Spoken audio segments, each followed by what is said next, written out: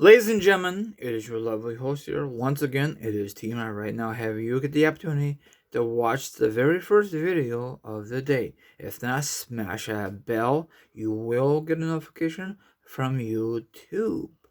Anyway, like, subscribe, leave a comment, hit the notification, hit the subscribe.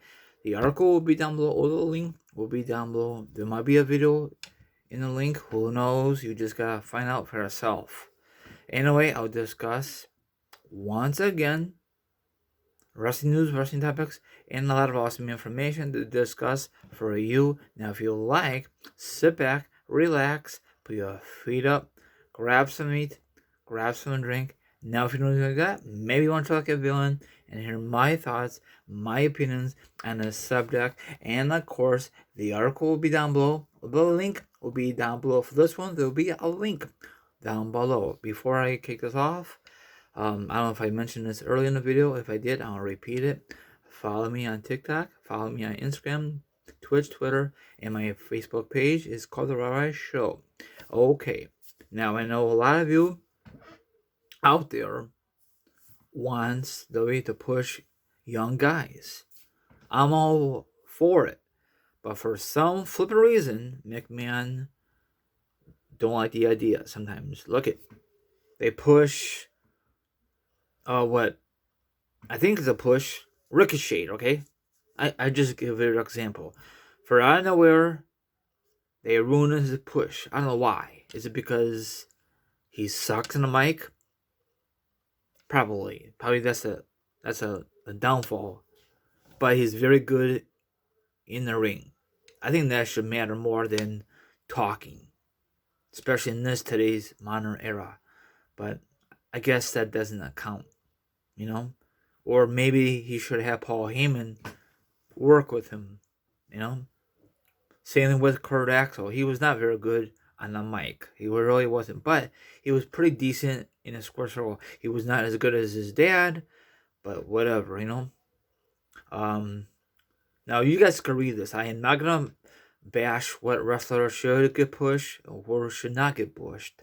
You know? But, I know a lot of you are mad still about the Iconics breaking up. For me, I think it was something different. A lot of you got bent out of shape, you know. If you don't like the WWE, how things are running, then stop watching it, you know. But for some reason, when it's like WrestleMania season, you guys come back. I don't understand you guys. And another thing is, when there's a bad ending, I remember a couple years ago, Hell in a Cell between Seth Rollins and The Fiend and Bray Wyatt.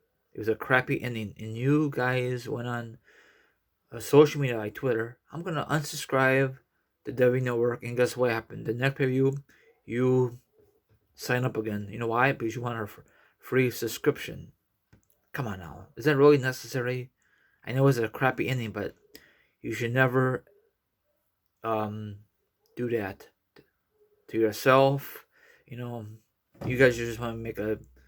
It's not worth to go out your way to cancel the WWE Network. It's only $9.99, but probably eventually they'll jack up the prices.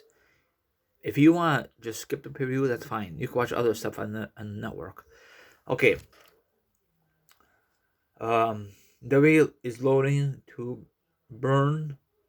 I know it messes up with talent between Raw, SmackDown, and NXT brands.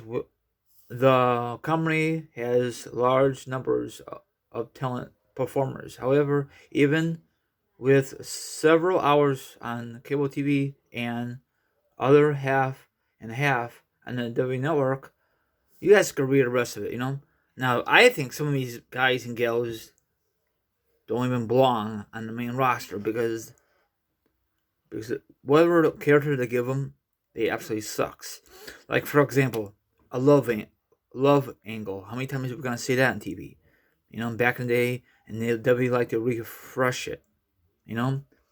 Same thing with a stupid angle back in the day. And then us, I grew up in that era, like the 90s and eras. They bring it back in today's modern era because the ones I grew up, you guys were not even born.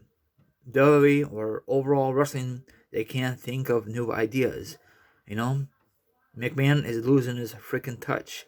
And I heard a rumor that McMahon is not really a fan of tag teams. Why? Is he just prefer like a single competitor? Might as well get rid of the tag team division completely. And the women's and the singles. Sorry, the women's division and the women's division.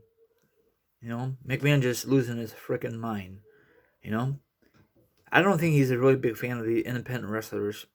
That is Triple H's idea to bring him in from NXT to main roster. I think Triple H is a freaking genius. McMahon is not a genius anymore. He makes some idiotic decisions. I'm still pissed off. I think it was Taker's idea or McMahon's idea to end the streak at the Mania. That should never happen. Taker should just be like 20-0, and that's it. You don't need to keep wrestling at that time frame. Dumb, okay? And then at the Hall of Fame speech, and then people make a big thing about it. It should be, because I was looking forward to every WrestleMania. It was awesome. Now the whole thing is a ruin because they had a veteran, Lesnar, beat him. It should have been a young guy like Randy Orton at WrestleMania 21. That'd be an epic thing. Instead of down the road having freaking Lesnar. That was very, very idiotic. I know you're going to say because Lesnar is more believable than probably Randy Orton back then, you know? But whatever. I will rebook that. I will rebook that in a heartbeat. Let Randy Orton win over Taker that year, and that'd be a big boost in his young career instead of having Brock Lesnar at WrestleMania 30. You know, I know it's a big shocking moment, but still. I will rebook that match. Have Taker versus someone in that match for WrestleMania 30. Maybe Taker versus John Cena. A better build-up than WrestleMania 34 in New Orleans. That was a garbage match, but terrible booking, you know? Now, let's see what they're going to do this year at WrestleMania. Are they going to have a live audience or digital fans? Probably be next year WrestleMania or WrestleMania 38 or whatever is after this one. So I don't know what's going to happen. It all depends on this virus. It all depends if people are going to get the vaccine. So it's very depressing, you know. So I don't know if I want to take a chance of going any major trips right now. Very, very dangerous. But if you want to risk your life, that's up to you. Probably these young kids say, I don't believe in that stuff. It's all, you know, fake, you know. It's real. Trust me, it's real. Anyway, everyone, have a good day. Stay safe, stay positive. Wash your flipping hands. Hopefully you guys enjoyed the video from earlier today and this one. And that wraps it up. And I'll see you guys tomorrow. Don't forget, this Friday will be my TLC pay-per-view, the last pay-per-view of 2020. Will it deliver? Probably not. Peace out and stay positive. Later.